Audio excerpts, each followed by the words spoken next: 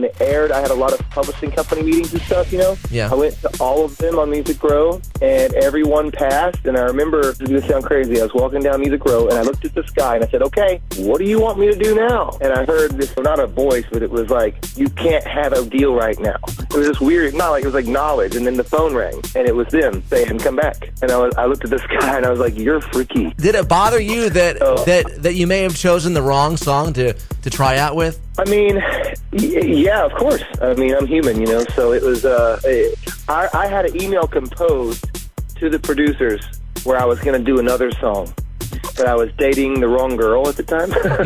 And she said, no, don't you dare do that. It's their show. I wanted to do Love Is Your Name, Steven Tyler. Right. And I almost hit send on the email. She was like, don't you do that. You're going to ruin this thing. So I was like, okay, I'll do the song.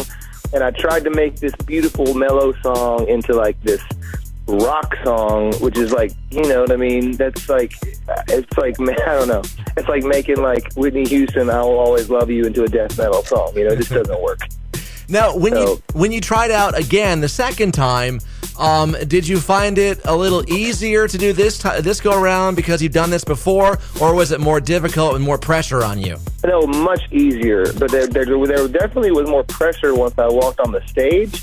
But it was a lot easier because I remember all the anxiety last season, all the fear, and just kind of not living in the moment. And so getting a second chance, it was really cool to just throw an anchor into like every moment and try to hold it, and like really just cherish, savor it. And then the other cool thing was all the contestants were calling me like the veteran, and they were asking me for help and like all this stuff. And I learned a lot from season 10 to season 11 about who I was as a person.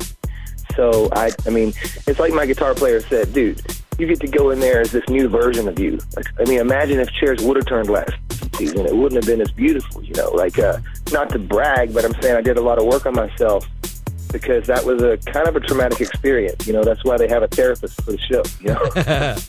Having Adam Levine as your coach, what was the most surprising thing about him that you did not expect to see from him? The way he acts whenever he's on TV, funny he is, and the other thing is that he was able to hear tones in what I was singing. I'm a producer, so I know what